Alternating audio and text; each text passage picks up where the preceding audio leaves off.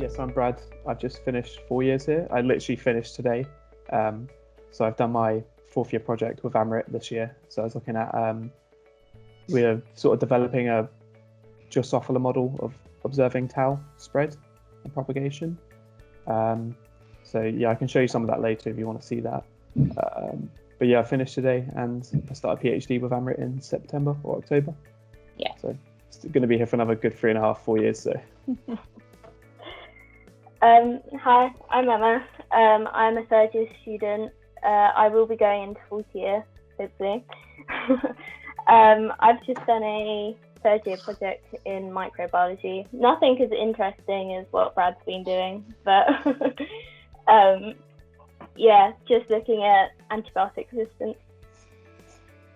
Nice. Daisy, tell them a bit about yourself. I'm Daisy. I'm just doing a BSc in biomedical sciences at the minute. Don't really know what to do after that, but we can play that by ear. So are you a first year? Yeah, or just going into the second I year now. wouldn't worry about not knowing what you want to do, because to be honest, up until probably 6 months ago, I didn't know what I wanted to do either. That's helpful. But you're so passionate about what you're doing now.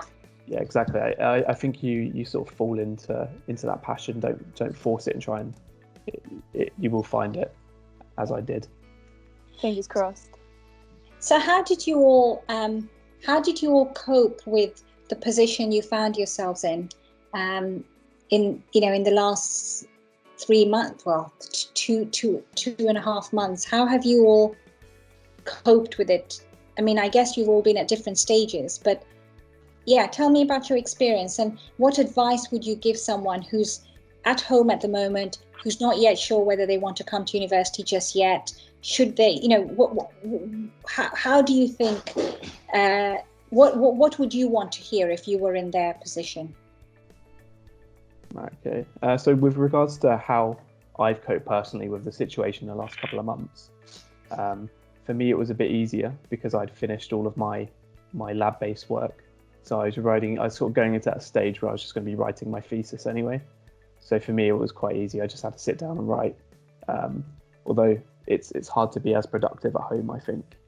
I think a good way to cope with it, especially if you guys still have work left to do, is to set your day up like a normal work schedule. So get up at 7 or whatever, work till 9 till 3, and then rest after that, instead of trying to put it around everywhere. That's good advice. What about you, Emma? How have you? Because you stayed in Southampton, didn't you? You didn't go back home.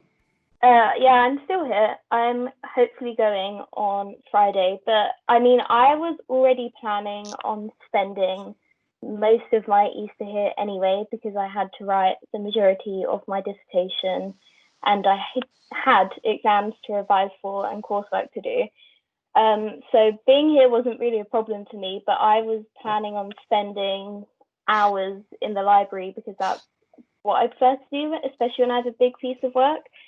So not having that was really quite difficult because I found myself having to work outside of my room, so that it felt more like I wasn't, like, they were separate things. So like in my room I was relaxing, I was doing whatever, but if I was in the lounge I was working on my dissertation and stuff. But I did find waking up every day at the same time and just trying to get a really good amount of work done was what helped me with it. But I did also still have lectures going on, which wasn't too bad. It was only 3 modules, but I wasn't a fan of that. That was what I found more difficult. I really liked the way you did it with the live session, because that felt so much more normal and that you were catering it to online learning. Whereas when I was watching Panoptos from a year ago, it just didn't feel like that it was like aimed at me as a student that was like unable to go. And I personally don't like watching Panopto recordings. I find it not very good for me to learn. I'm much less concentrated on it. But I did make sure to try and watch them before the thing and then be online for the Q&A session sort of thing, and try and think of like at least one question that I could ask if there was anything. because then I felt like I was still getting involved. Yeah, you could. I mean, if this continues next year, you've all seen the Vice Chancellor's message. Have you seen the Vice Chancellor's message? Have you guys seen it? Yeah, I think so. Yeah, it's essentially that it's going to be a blended form of learning where there will be face-to-face contact where possible, but where there isn't, it would be interactive virtual learning. So the kind of lecture that I gave you for the third year, where I just carried on talking to you as if I was in front of you. And I think you guys also made it easy for me to do that because you asked questions through the chat or live. So we could pretty much, we were divided by a screen, but the interaction and the learning I felt was there. Daisy, what about you? Go on, Brad, what were you going to say? I was just going to say, I think if anything, you might get more people interacting with you through that platform. I think people are less likely to stick their hands up at a lecture theatre full of 200 to 300 people. But writing in the chat is a lot easier. I agree. So maybe you might get some more interaction that way. Yeah, definitely. I hadn't thought about that, but yes, it's absolutely true that there are some people who probably are not as comfortable asking when other people can see them ask, whereas if they're typing something in a chat. And I could also play videos more easily. Yes, I can play videos even when I'm in a lecture theatre, but I'm at the mercy of things working. But they're easier to work. I guess it's sort of you can try and test it out before. And I think some elements probably worked better. But Daisy, what did you find in your experience? Yeah, I still had a fair few lectures left. And I mean, it might just be a dyslexic thing that I found, but I sometimes find it hard to pick things up if people go through lectures really quickly. So I actually quite liked having the Panopto recordings to be able to pause and go back on things. And some stuff you find that you've already done it before. And so the fact that you can kind of 1.25 speed it, or sometimes that helps just work more efficiently because you don't have to keep going over things that you're already quite confident on. In terms of I still had some labs left, and the way that they put them online, some of them were a little bit confusing because we started to do the same work that we'd have done if we'd have done the practical in person, and we just sort of had a PowerPoint showing what to do. So that was a little bit confusing, but it might be the case that next year that is something that has to be done in person, a lab. Yeah. So I'm guessing that those will still be going ahead next year. So that's not really a problem. But yeah, with the lectures, I really didn't mind them being online at all. I didn't watch Panopto recordings very much before, but it was definitely helpful. And with the Piazza site as well that we had, I never used to ask questions before, kind of like you were saying, but it's really handy to just have that anonymous platform, to be able to ask any questions about literally anything. And do the three of you feel that you had adequate pastoral care tutorials? I wouldn't be offended at all. I really won't, whatever your answer is, because we need to ensure that we deliver what you require. Because we all tried to make sure that we met up with our tutees virtually, or with Brad, we had lab meetings every week. But was that helpful, or could that be improved? Can we improve that next year, or was there something that worked that you want us to share for next year? So I suppose it wasn't too different from what it's like before this whole situation for me, because we would have lab meetings once or twice a week anyway. Yeah. And that's just continued.